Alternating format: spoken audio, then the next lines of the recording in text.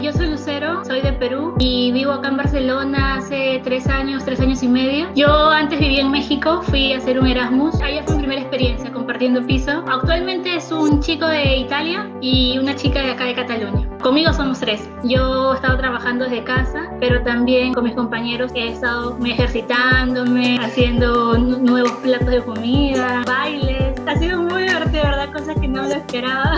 A las 8 en punto salimos al balcón, ¿no? Eso es diario. Aplaudir a todos los que están dando la cara, trabajando. Es un momento muy bonito porque aprovechamos y compartimos no solo entre nosotros, sino con los vecinos. Luego de esto que hacemos la cena, hay un tiempo más largo de lo normal donde hablamos. Creo que estas conversaciones son un poco más profundas ahora mismo que hay un poco más de tiempo. Ganas anécdotas, cosas que en tu día a día no las podrías tener. Desde antes de la cuarentena siempre tenemos un grupo con mi familia, con mis padres, y siempre hacemos videollamada o nos escribimos y ahora más. Los veo una vez al año, tal vez un poquito más, un poco menos, pero ahora ellos iban a venir en mayo. Se ha cancelado el vuelo por esto, así que estoy esperando ya que pronto vengan en otro momento, ¿no? Es más bonito estar con gente acá, ¿no? Para que puedas compartir y al final son tu familia, porque estás en un espacio, compartes muchas cosas, tu día a día. Creo que esa amistad, esos lazos que se generan son muy bonitos, ¿no? Que tranquilos, que mucha fuerza, que aprovechen el tiempo para desarrollar o simplemente hacer cosas que tal vez lo habían dejado un poco de lado